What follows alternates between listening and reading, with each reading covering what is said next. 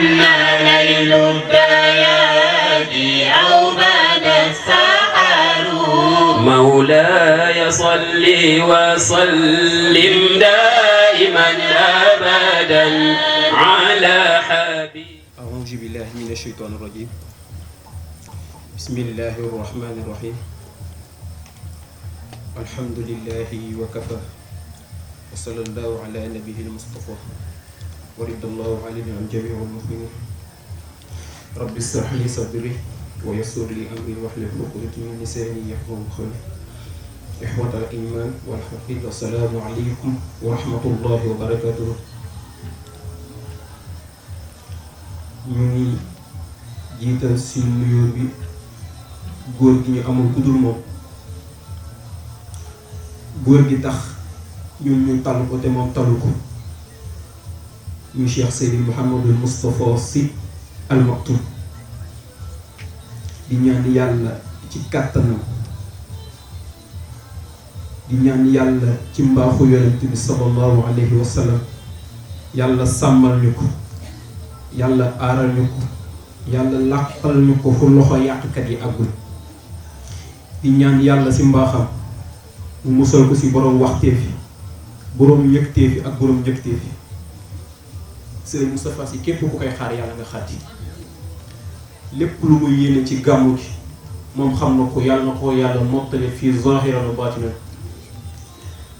suñu maam Cheikh Ahmad suñu capitaine, ñu ngi ñaan yàlla lépp lu muy yéene kilifaam yàlla na ko yàlla mottale ci barki turandoo. mu mel ni ñu nuyu suñu way juri, di ñaan yàlla ñoom yàlla yàggal seen taxawaay ci barki Sëriñ Moustapha Sy, yàlla guddal fan yi te may leen wér gu yaram. di ñaan ñun ñëpp yàlla sàmmal ñu suñu pas-pas yi, yàlla nañu yàlla may ñu fekkee te ñu fekk ñu ci, yàlla nañu yàlla may ñu fekkee te ñu fekk ñu ci, yàlla nañu yàlla may ñu fekkee te ñu fekk ñu ci barki Sëriñ Moustapha Sy. mu mel ni dajewaat nañ tey ci suñu juróom-ñaareelu groupe. ñu am thème sous-thème ci thème central bi ñu tuddee l'humanité, enquête d'un monde meilleur. mu mel ni mbokk yi jot nañoo exposé ci thème yi ci aju. mu mel ni tey nag dañoo am thème ci biir thème yi. ñu am thème bu ñu tuddee les mouvements islamiques face aux défis contemporains. mu mel ni comme gis nañ ni l'humanité mi ngi ci seet di xool yan façon lay jaarale pour am beneen àdduna bu gën, parce que jàpp nañ ni àdduna bi ñu nekk kat am na ay jafe-jafe. ñu gis ni war nañoo xool yeneen canal,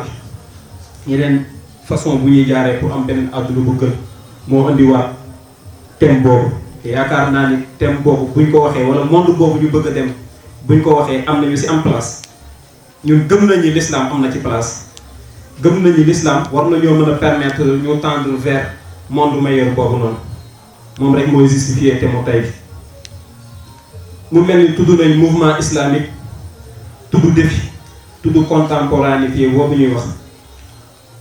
mu mel ni défi yi li ci maam Cheikh jàngale rek moo ci nekk. maam Cheikh Ahmad Tidiane Sy Al Maktoum suñu maam dafa wax ni chaque jeunesse a sa responsabilité. mu ni soit elle l'assume, soit elle la fuit. mu ni demain l'histoire nous jugera. mu rejoindre li Kennedy doon wax si mujjantalu dundam di ko wax jeunesse américaine boobu noonu, di ko tënk si ñaari baatam yooyu naan leen never back down first to any challenge and be the best will be a question of time for you. naan leen ne jamais reculer devant aucun défi et être le meilleur sera une question de temps pour toi. donc da ngay yëg ni responsabilité la boo xamante ni si ñun en tant que Moustarchid sañu ñu ko fuir. xam naa ñu bañ a guddal trop ndax liy jariñ li leen di jariñ incha allahu rabbi si suñu mbokku docteur Abouna Diop si lay jóge. xam naa bu ñu waxee également mouvement islamique am na ñuy tudd courant islamique. di nga dégg des fois yi gis yenn ouvrage yi ñu tudd groupement islamique, di nga gis association islamique. suñu mbokk dina si dikk incha allahu rabbi leeralal ñu ko. mu mel ni également baat bi mën nañ ni yàgg na yàggul baatul mouvement islamique parce que bi ñuy xool yi si gën di yàgg dañuy tudd en 1928 en Égypte avec les frères musulmans dañuy tudd ayatollah boo xamee ni yooyu yëpp dañ leen di tudd si ay mouvement suñu mbokk insha allahu rabbi dina si dikk.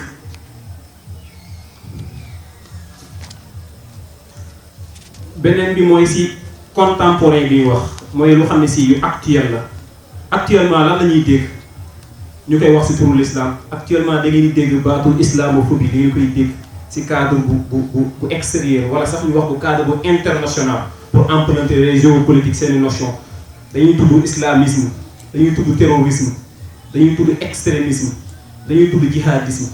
dañuy tudd salafisme wala sax des fois nga dégg ñu ne intégrisme même si que maam Cheikh nee nañu on est intégriste d'une cause ou d'une autre incha allah rabbi suñu mbokk dina si dikk si baat yooyu yëpp ñuy tudd teg ko si teru l'islam wala moomale ko l'islam wala moomale ko mouvement islamique yooyu incha allah rabbi dina si dikk. di nga dégg sax actuellement on parle de des guerres interconfrériques ici au Sénégal mu mel ni incha allah rabbi ay baat yoo xamante ni si mouvement islamique am na rôle bu mu war a jouer suñu mbokk également dina si dikk incha allah. xam naa ni bañoo guddal rek dañuy jox suñu mbokk mi mu dem si thème bi ak ñun incha allah rabbi di ñaan yàlla defal ko fasaax lépp lu mu yéene génne yàlla na ko yàlla yombalal yàlla may ñu également ñun nopp buy yàlla may ñu mën a taataan li muy wax incha allah rabbi si barke Serigne Moustapha Sy xam naa également mbokku Abouna Diallo ñu koy présenté docteur Abouna Diop mën nañ ni rek njabootu Serigne Moustapha Sy la incha allah rabbi. asalaamaaleykum wa rahmatullahi taala wa barakatuh. ñu ngi leen di nuyu yéen ñëpp di jéggalu balaa ñuy def dara ci retard bi parce que c'est impardonnable. ñu ngi ciy jéggalu parce que ajuwul ci ñun dafa am lu ñu téye woon rek macha allah. ñu ngi nuyuwaat ñëpp di ko réitérer rek chaque jour di wax ni plaisir bi ñu am à chaque fois bu ñu ñëwaatee fii. du ma ne bu ñu ñëwaatee sax parce que mosuñu fee jóg mais bu ñu ñëwee fii di partager ak yéen yenn éléments yi parce que fii la ñu defee suñu lépp lu ñu doon tey gannaaw yàlla ak Serigne Moustapha localité Yeumbeul moom moo tax kon nag dañ ci sant ñi ci jàpp ñëpp ci ay encadreur rek ci ñëpp macha allah kon nag échange lay nekk rek comme ni ko Haj Sayer waxee dañoo wax ni les mouvements islamiques et les défis contemporains moo wax ni particularité thème bi dafa nekk ci rek ni dañoo mettre les mouvements devant leurs responsabilités dañoo jël islam jël ay pàcc ci l'islam mettre leen devant leurs responsabilités ne leen àdduna bii ngeen ni nekk jamono bii ak li ciy xew yépp nga xam ne bokku leen ko yéen kese mais dafa am seen nawle yu ngeen ko bokkal lan moo ci seen wàll yéen loolu mooy question wu thème essentielle. mais pour ñu bëgg a dugg comme dañu accuser du retard dañuy distinguer rek ñetti mbir mouvement islamique bokkul ak courant islamique bokkul ak école islamique bokkul ak rite islamique. courant yi mooy bi fi yonent bi sallallahu alayhi wa sallam jugee en 631 xaw ma 632 ba ñu war koo donn ñu ni waa ahlul bayti Ali jiite leen ñi ngay toppatoo yonent bi nuñ koy sangeeg nuñ koy defaree ñu ni Abu Bakar ak Omar ak ñeneen ña ngay dajaloo pour tànnal yonent bi ku ko donn ñii taxaw ni minna amir ñi la taxaw ni minna amir ñu war a désigner ba jaasi nar a génn deret nar a tuuru foofu la courant yi commencé. Ashia mooy ñi topp Ali ñëw ni Ali moom moo war a donn ndax bi ñuy jël décision bi moom fekk ko fi moom ma nga woon ca farata ja Omar ak Abu Bakar mi nga xam ne ñoom ñoo fexe ba Abu Bakar nekk xalifa yonent bi gën ñoo yey Ali ci nekk xalifa bi lu tax parce que yonent bi nee woon na ana madinatu ilmi wa Ali baabuha waxoon na lu nekk ci Ali def na ko secrétaire am def na ko lu nekkam bi mu taxawee ci Quraysh ñëpp ni leen kan moo bëgg a doon sama bras droit bi ñu koy soog a yónni ñëpp amuñu woon confiance ci moom Ali moo am 13 ans moom moo tàllal loxo ni kat mën naa nekk sa loolu te ay baayam ña nga foofu donc yooyu ñoo tax Ashia ñi wax ni kon Ali moom moo waroon directement toftalu ci yonent bi premier courant génn ñoom ñooy sax jiitu as-sunni yoon ñi ñuy wax ni bi ñuy demaatee ba ci kanam Aboubacar donn Ousmane ñëw Omar ñëw jàll Ousmane ñëw ñu rey ko bi ñu reyee Ousmane Ali donn waa Banu Umayya mi nga xam ni Muawiya ca ñoom la bokk moom moo ni kat Ali mii dafa war a jàpp ñi rey Ousmane jébbal leen justice comme mënu koo def nag ñun dañuy taxaw xeex ak moom ba mu mën a def loolu wala mu bàccal ñu pouvoir ñu defal ko suñu bopp mu dekkilaat yeneen ñaar benn rivalité mooy Banu Hashim ak Banu Umayya dans l'Arabie anté-islamique ñoom ñu nekk foofu léegi bi yooyu amee coow li am ba Muawiya ca Siffin taxaw ni day xeex ak Ali xeex ak Ali bi mu xeex ak Ali ba Ali jekku ko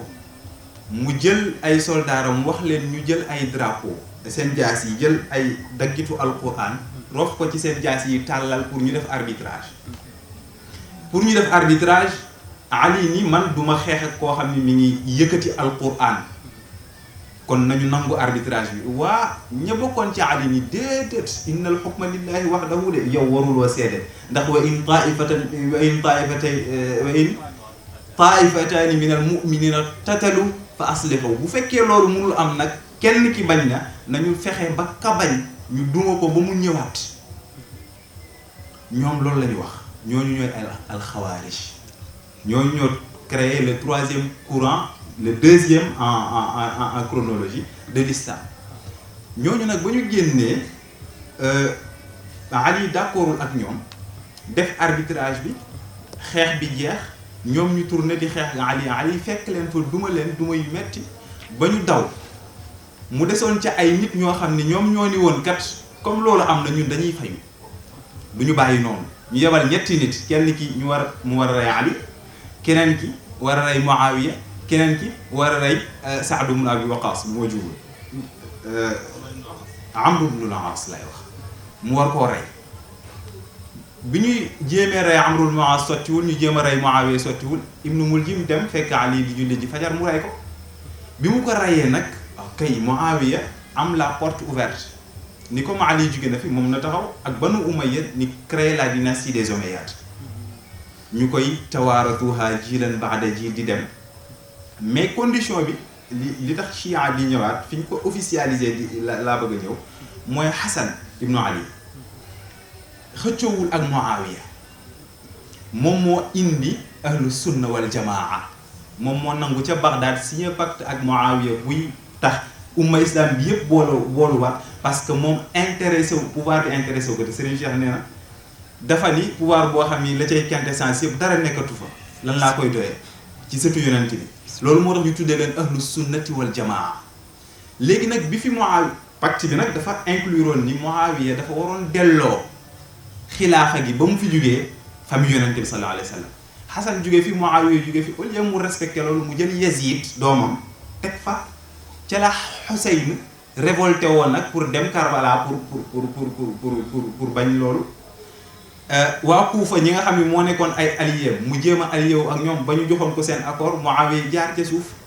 teg gi gouverneur ba teg fa beneen gouverneur boobu jaar ci suuf yàq plan bi yëpp amatul ñu ko rejoindre mu dem Karbala moom membre de famille ñu écrasé leen ba mu des kenn nit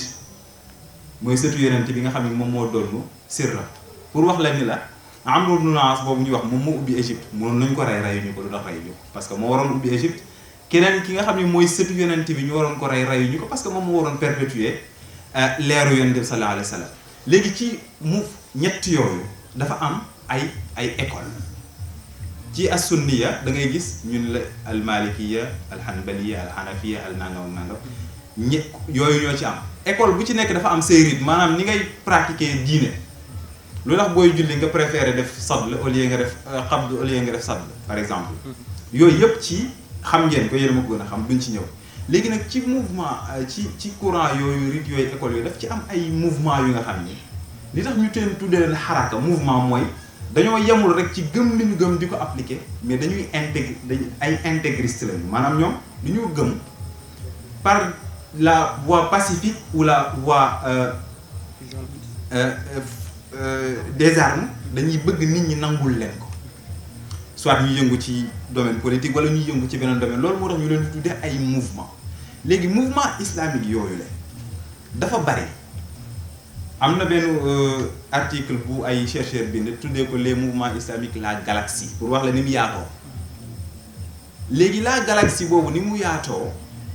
damay ñëw ci benn mbir rek pour li Sayer doon wax léegi mooy lu tax bu ñuy jox l'islam ñu ni l'islamisme l'intégrisme le fondamentalisme le nangam ak nangam te terme yooyu yëpp l'islam inventé wu ko mais ñeneen ñoo ko inventé au nom de l'islam pour wax la léegi nag tey dañuy essayer ñu xool est-ce que mouvement islamique yooyu dañuy yem rek ci ñiy xeex wala est-ce que seen xeex boobu sax l'islam moo tax wala est-ce que amul yeneen léegi dañuy distinguer ñaari courant ci mouvement islamique ñi ñuy tuddee les fondamentalistes ak ñi ñuy tuddee les islamistes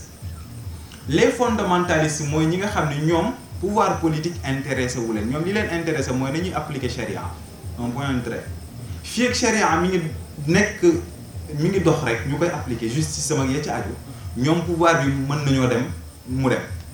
am na ci ñu nga xam ne nag dañ ni l'islam mënul entrer dans sa plénitude exécutive philosophique et opérationnelle tant que jëluñu pouvoir bi parce que yonent bi sallallahu alayhi wa sallam li mu fi indi du système bu lompoñ wala système bu non lu complet daf indi kon pour ñu am ko il faut que ñu exercer le pouvoir mën a dans toutes ses composantes ñu indi chariatul islamiyya li mu fi indi woon te yonent bi doon ko exercer ñoom loolu la léegi ñooñu noonu nag ñoom ñooy les courants de l'islam politique foo déggee islamisme rek wala islamiste rek jàppal ni c'est l'islam politique léegi l'islam politique boobu moo waral coow li tey gis nga te li ci am solo mooy ni xam nga dañuy présenter ni ñu te c'est une lecture qui est fausse ñu ni ñu pouvoir mouvement islamique yi wala l'islam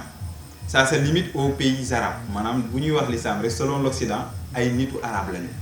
alors que les 5 premiers pays selon le nombre de musulmans amu ci benn bu nekk pays arabe Indonésie Pakistan Nigéria ci la bokk ak Bangladesh ñooñu ñëpp amu ci kenn koo xam ni réewu arabe la léegi nag mouvement islamique yooyu bi ñu demee xam nga l'islam bi fi yonent bi jugee pendant un millénaire ñoo fi nekkoon fatahu al andalus fatahu al afriqiya fu ne ubbi nañ fa léegi nag bi ñu demee ba maanaam le rapport de pouvoir commencé di changer maanaam wa tilkal ayyaam comme nu daawiluhaa bayna naas ñoom moomee woon seen ay jeex na yàlla day jël ñeneen fal leen bi mu commencé di fal Occident nag ñu commencé di def seen découverte yu am solo yooyu caravelle gouvernants yi mën a naviguer partout dans le monde di dem di découvrir Afrique di découvrir Amérique di dem fu nekk léegi nag vapeur bi commencé di renverser wu moo tax les mouvements islamiques comme ni mu ko waxee sànq ñi ngi judd dans les années 1920 les années 1920 marquant la chute de l'empire ottoman en 1923 mooy dernier empire bu nga xam ni musulman la empire musulman mooy bi nekkoon Turquie léegi loolu bi mu amee nag ci le courant islamiste yi commencé formé wu ñu ni comme l'islam moo moomoon le pouvoir politique te ñii ñi ngi koy commencé jël kon nag ñun nañu sàkki pexe parce que lii jaaduwul muy rëcc suñu loxo parce que ku la abal ay gët kat fu ko neex ngay xoolee ku lay tëralal kat bu ko neexee mun la tey weddil sa diine weddil sa yonent weddil sa nangam ak nangam ñoom ñu taxaw ci la les frères musulmans juddu ci la ñeneen ñi mouvement yi nekk Turquie juddu ci la ñoom Khomeini jóg ci la ñeneen ñi nekkoon Pakistan Abdel Ala al Mawdudi yi ci lañ juddu les frères musulmans ñoom ñëpp ñu juddu mais li ci am solo mooy ni amu ci kenn koo xam ne ci mouvement islamique yi wala boog néew na ci ñoo xam ne ñoo bokk objectif lii lañ yëkkati ñoo bokk xam nga les frères musulmans dañ naan l'islam est notre constitution ñoom pour ñoom amul beneen texte fondamental bu ñu war a dawal ci réew seen réew bopp bu dul bu alquran ñoom loolu la ñu wax léegi bu ñu waxee loolu ñu ne dañuy xaraamal jeu de hasard al maysir wala ansab wala asdab ñu ne dañuy xaraamal riba maanaam à travers l'intérêt ci banques yi ñu ne dañuy bàyyi impôt instaurer zakat rien que ci loolu rek ci l'islam notre constitution 3 défis taxaw na seen kanam le premier défi c'est le défi de la démocratie et de la liberté lu tax nit ñi war a mën a jouer hasard nga ni l'islam tere na ko nit ñi kenn du fi jouer PMI kenn du fi jouer pari foot parce que l'islam nanguwul loolu gis nga bu dès lors que ñu adopté loolu rek dafay dàq carrément ay jeux de hasard yooyu mënatul am dès lors que ñu az-zakat la ñuy taxawal rek impôts yi ñu doon joxe dafay dàqu défi économique taxaw dès lors que ñu ni rek riba amatul maanaam intérêt ci banques yi amatul défi économique day taxaw ci loolu moo tax moo waral ngeen gis ñu gagné élection yi kenn comprendre lu tax fan la ñu jaar ba nit ku gagné élection légalement légitimement ñu fexe ba destituer ko teg ko foo xam ne il n'est pas légal il n'est pas légitime parce que ñetti défi yooyu ñu faire face moo tax dinañ ci ñëwaat après bu ñuy dugg ci cadre daara bi beneen bi ci des mooy la Hizbullah bi ngeen di dégg ñu créé ko en 1982 au Liban ñoom seen yitte bi ñu leen di créé nekkul woon sax ay charia mais ñoom invasion bi Israël bëggoon envahir le sud du Liban moo taxoon ñoom ñu taxaw pour Israël bañ a coloniser seen territoire gisoo ñoom ñaar bokkuñu ba tey li ñu doon xeex Algérie la même chose pour wax la ni la à chaque fois mouvement bi dafay puiser selon les réalités de son temps et de son époque de son milieu surtout les moyens ou bien les justificatifs de son combat moo tax ku la wax les islamistes laaj ko nan la ñu bokkee ku la wax kii mouvement islamiste la laaj ko lu mu bokkee beneen mouvement islamiste la kenn mënu la wax ce sont des termes valises bateau yoo xam ni amul benn sens ça n'a aucun sens dinañ ci ñëw après bu ñuy aborder les mouvements islamiques en Afrique de l'Ouest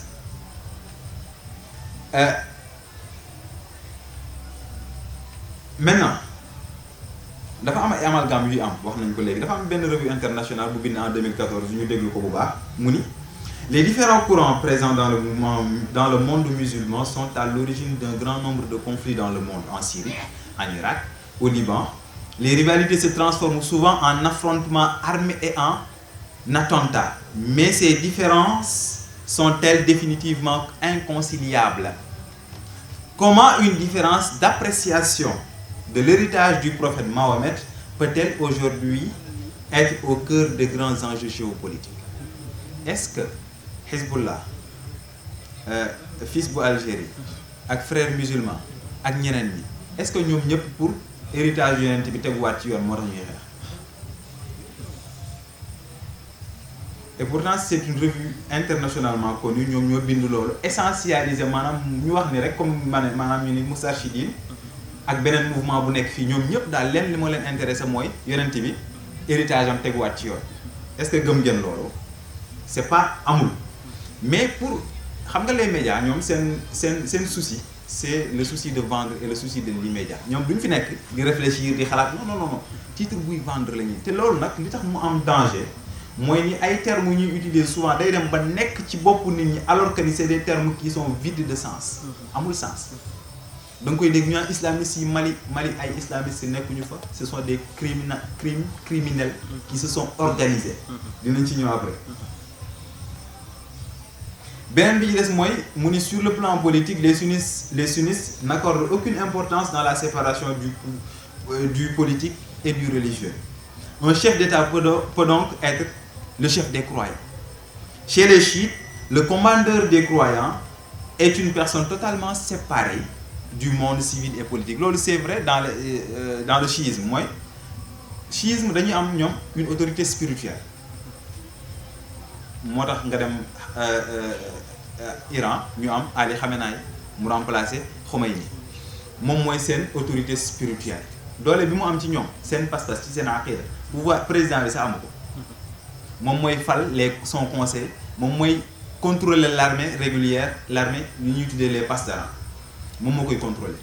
mais ci sunnisme dañu ni ñoom dañoo jàpp ni rek sunnite yi ñoom pouvoir politique intéressé wu leen waaye est-ce que ci Sénégal dara Moustarchidine du ci tradition sunnite lay inspiré wu est-ce que pouvoir politique intéressé wu leen noonu la demee ci yeneen mouvement yi nga xam ni noonu la day am donc ñu def très attention ci discours yi ñuy lire loolu bu ma koy wax pour les jeunes étudiants ak les jeunes élèves moo tax ma koy wax bu ngeen di liirati ay mbir bu leen yem mukk ci texte bu ngeen lire terme bu ngeen xamul rek ngeen jàpp ko bind ko ndax xam naa terme bu bees nga ni da ngay débat di ko utiliser non demal nga xool yi lan moo nekk ci biir te booy def recherche bul def recherche Google simple defal Google Scholar nga dem Google Scholar moom moo lay indil yi nga xam ne ay borom xam-xam ñoo ci wax ñoom ñooy déconstruire di décortiquer terme yooyu ñoom ñooy utiliser ci Afrique de l'Ouest nag dafa am lu ci am mooy wax naa léegi ni Amadou Bouna bi mu duggee islam Égypte dafa continuer bi mu continuer ba ñëw Sénégal en 1062 je crois xaw ma 1063 dafa am lu ci am mooy ni ñi ko adopté dafa am benn chercheur bu ñuy wax Gandolfi dafa ni moom liñ ñaan l'islam jaasi la duggee ci réew yi mu ni déedéet l'islam duggeewul jaasi ci réew yi de l'islam bala muy utiliser jaasi ci conquête rek fekk na am na résistance ci réew ma fii ci Sénégal après la Cheikh El Hadj Omar commencé jël jaasi di xeex te loolu ma ngi ko inspiré woo ca Ousmane Danfodio ca Sokoto Nigéria fa la ko inspiré woo dawal nañ lu yàgg ba tubaab yi ñëw commencé résister te les 3 conditions du jihad dañoo réunir moo tax moom mu jël jaasi pour xeex ñu mais avant ça amul woon ay foyer ñoo fi nekkoon foyer yi dañuy am imam am sëriñ daara am juge alqaadi ñoom ñoo constitué woon le socle social te li tax ñu ni l'islam yomb dugg ci Sénégal mooy dafa fekk ni mu méngoo woon ak aada yi mu fi fekkoon ci lu bare moo taxoon duggam fi jafewul woon xam nga bu ñuy wax naan religion africaine am na temps yi ay tendance yu jóg les kémites xaw ma di ngeen ko dégg wala ñuy wax ni l'islam ak christianisme ak les religions célestes dañoo ñëw pour agresser suñuy culture ñun suñu culture africaine anisme la loolu c'est faux. Moussa lan la woon mais c'était un noir Égypte la juddoo lu tax bu ñuy étudier di bàyyi ñooñu ak trace bi ñu defoon ci est-ce que li ñuy jàpp ne c'est du kémitisme est-ce que du judaïsme sax est-ce que du lu fi Moussa bàyyi woon est-ce que du lu fi Youssouf bàyyi woon est-ce que te ñoom ñëpp Afrique Masra lañ nekkoon lan moo tax loolu pour ñu defaat attention ci interprétation ñu continuer ba tey Boko Haram bi ñuy wax li tax ñu commencé di xeex nekkul l'islam ca état du Borno en Nigeria Maiduguri en 2003 je crois Mohamed Youssouf benn prêcheur la imam la woon da doon woote ci da doon def xutba ci jumaa yi autant pour moi mais dafa am problème bu amoon ay pêcheurs ñu am problème pour les ressources ak les agriculteurs ak les éleveurs ñoom nag ñu commencé di défendre ñooñu di jug di leen xeex léegi par la suite xam nga l'islam bu jógee Youssouf mii bu jugoon tey nekk bokk ci daayira bi ñu xam ko ci diine ak yooyu bu créé benn mouvement même bu fekkee du ci turu daayira bi buñ koy tudd dañ naan daayira bi la bokk dañ naan waa Moustarchidine am na ñoo xam dañ naan waa Moustarchidine ñi naan waa daayira bi la noonu lay def de fil en aiguille ba ñu ni waa daayira bi la moom au début li tax mu jël arme xeex état Nigéria ñoom la occidentaux yi dugal seen bopp ni ñii ay terroristes la ñuy xeex ak ñoom ba tax ñu jël arme seen premier attentat ñu ngi ko def gannaaw ba ñu leen tooñee léegi nag ñu ñëwaat ci mouvement Mali yi Mali dafa xew dans le nord du Mali mouvement national de libération de l'Azawad li fa xew mooy ni c'est des conflits datant de très longtemps dafa yàgg dafa am ay Touaregs yu ñu fekkoon dans le nord Mali bi fi tubaab bi ñëwee génnee leen fa am ñeneen ñu fa installé ndax foofu zone ak c'est une zone qu'on appelle la Drade des Ifoga c'est une zone qui est très riche comme waalo bii rek Sénégal par exemple zone waalo bi nga xam ne mën nga faa bay mën faa sàmm leen mën nga ko fa def ñu ñëw fa ñoom noonu la ñuy def occuper foofu dàq ñenn ñi taxaw fa léegi ba ñu demee ñeneen ñoo occuper fa ñooñu dàqoon nag ñu demoon trouver ji refuge en Libye ak ci bi Muammar Kadhafi jugee amatuñ lu ñu def ay mercenaires lañu woon ñu dellu si nag seen réew pour jël loolu ba ñu fa ñëwee fekk fa nit ñu nga xam ni dañ doon woote woo diine ñu allié wu ak ñoom waaye allié wu ak ñuy woote diine tekkiwul ni mouvement bi mouvement wu diine la mouvement de libération nationale donc les objectifs les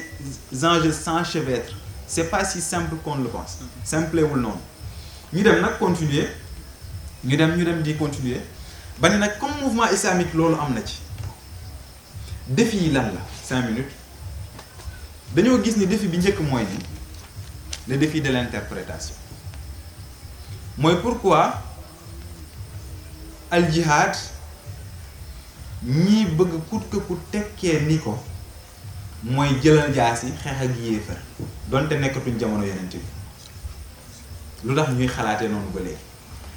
te li tax défi boobu am solo te diis mooy ni comme ndegam bi fi yonent bi jugee yàggul dara la am ñu taxaw puiser ci alquran seen ay argument contre ki nga xam ni moom la fi ni loolu la ñoom loolu la ñu gëm Ashia yun tamit ñoom it wax aaya bu wóor ni ñoom kat li tax wax ay dalaa'il yu wóor ni yonent bi moo fi bàyyi Ali kon amul keneen kuy dox digganteem ak Ali pour wax la ni le défi de l'interprétation yaakaaruma ni dina jóge ci l'islam lu diis la mooy ñu xam lan la ñuy teg xam nga Serigne Cheikh daf ko mës a wax Serigne Moussa nettali ko mu ni maa wax ni bi sa sayfin boobu laa yustaradu illa bi sayfin Serigne Cheikh ni illa bi sayf Serigne Cheikh ni maa uxida bi sayfin kayfa yustaradu bi sayfi mooy loo xam ne as njaas yi lañuy jël pour tooñ la lan moo tax ngay jël jaas yu rëy pour fayu El Hadj Rawane Mbaye dafa ni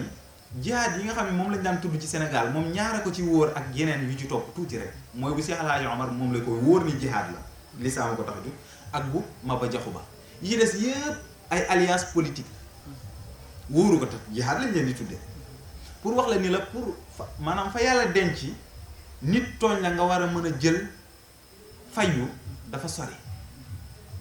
benn bi mooy bu fekkente ni moyen pacifique yi rek la wuñ problème bi jéem ngaa ëf ba sonn mu bañ benn bi des mooy bu fekkente ni li ngay def taxawul te agression bi arrêté benn bi des mooy légitime défense ñett yooyu la ñu may nit moom mu jël ci jihaad mais est-ce que le contexte politique actuel permettre na nit ñu jàpp ni par exemple ñii yéefar la yow boo doon wax yéefar kan nga koy wax Sëñ Njaay bu taxawoon naan kii yéefar la dama ko war a rey kan lay joxoñ ñu ko yéefar pour rey boo matul di génn sax këram léegi défi beneen bi mooy le défi de l'éducation jàngal ak jàngale xam naa fa laay yem mais après li ci des ñu continuer ko léegi défi boobu li tax mu am solo tamit mooy dafa am lu ci am mooy c'est très dangereux bu ñu fàttalikoo les talibans li leen indi xam nga li Osama Ben Laden doon wax rek américains yi ñoo créé les talibans parce que bi ñuy xeex ak soviétiques yi les talibans Afghanistan yi afghans yi bi ñuy xeex ak les soviétiques entre 1979 ak 1989 américains yi ñoom ñoo fexe ba benn madrasa bu ñuy tuddee école bu ñuy tuddee le madrasa Deobandi pakistani ñu fexe ba jël fa ay réfugiés afghans dugal ci seen manuel scolaire yi ñu leen doon jàngal des discours haineux pour ñoom ñu jàpp ni américains yi ay soviétiques yi ay yéefar lañ dañoo war a xeex ak ñoom dañ leen war a rey loolu lañ leen doon jàngal ci daara yi ci kutaab yi jàngal leen ko ba ñu nekk seen bopp nga xam ne dem taal seen bopp ak naan ci ndox bi la ñu yemale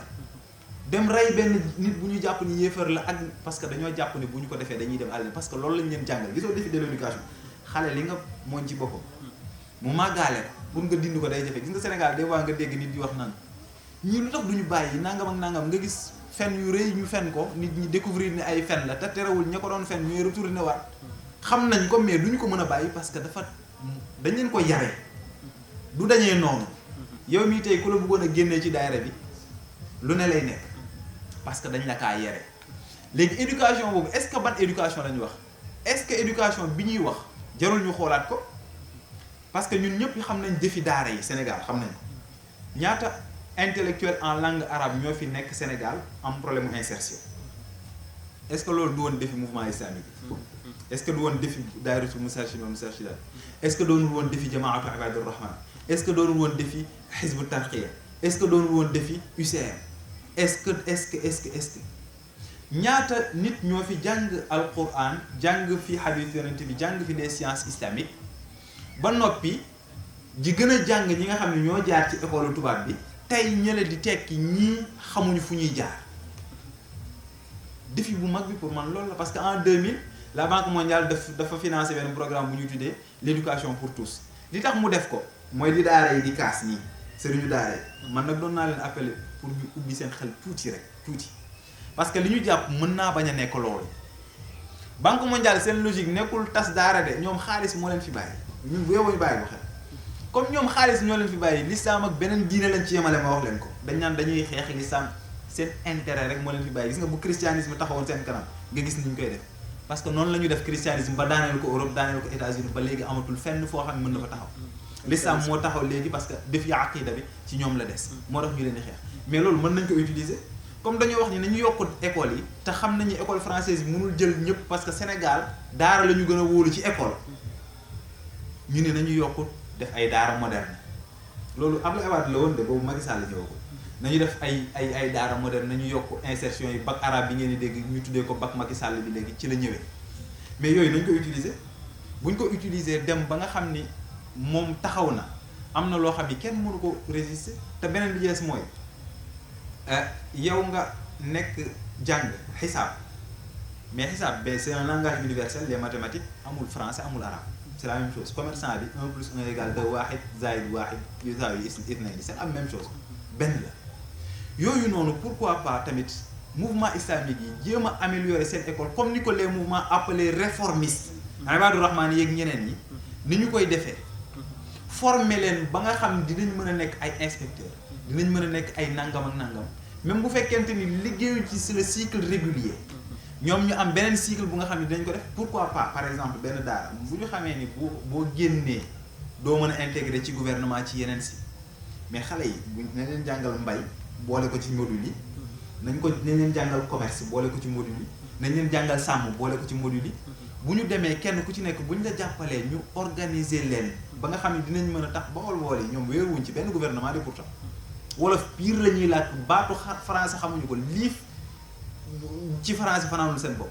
mais loolu mën na nekk mais ñun suñu problème mooy waroo xam de sadd la ñu nekk ca di werante di wax lu ñor ak lu ñorul lii bidaa la lii shirk la lii nangam ak nangam la kii gëmul yàlla kii sëriñam yéefar la ba kañ dañoo mën a wax ba loolu changé ndegam suñu maam yee wax ba maar suñu bàyyi wax ba maar ñun ñu ñëw bëgg a wax ba maar ba kañ mais nañu développer ay stratégie te daayira bi loolu ci ay défi am la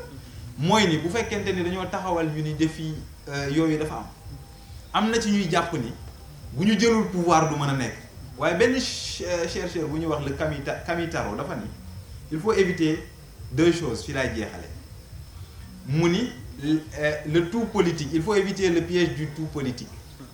comme il faut éviter le piège du tout économique mooy ni nga jàpp ni yow kat boo jëlul pouvoir bi rek doo def dara léegi nag sa liggéey yaa ngi wax àpp ci jël pouvoir bi sa énergie yëpp nga dépensé ko ci jël pouvoir bi pendant des années jëloo dara tu as perdu de doublement est-ce que mouvement islamique finalité mooy mu jël pouvoir Serigne Moustapha jàngal nañu ko bi ñuy commencé pur yaakaar naa doon nañu ko jàllale ci guddi àjjuma yi mais tabax aqida pas-pasu jullit moom mooy li nga xam ne du dañ li ci des yëpp c'est facultatif mais pourquoi pas opter pour l'entrepreneuriat social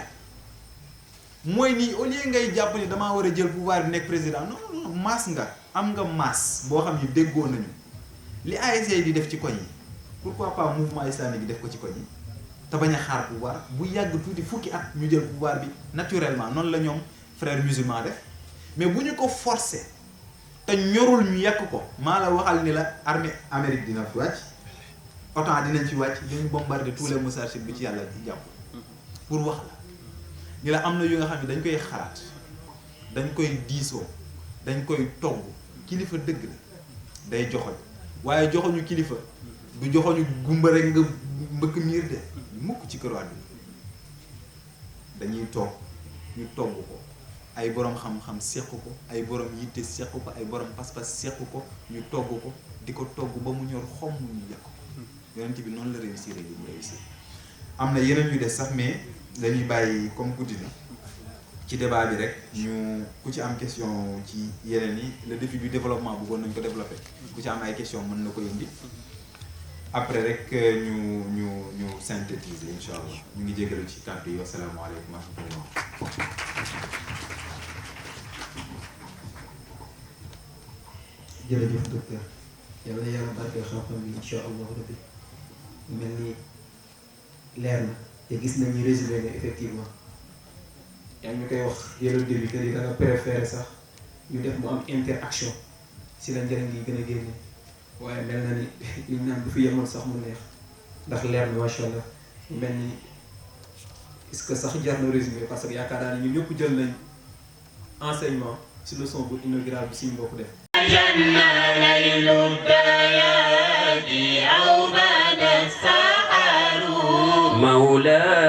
صل وسلم دائما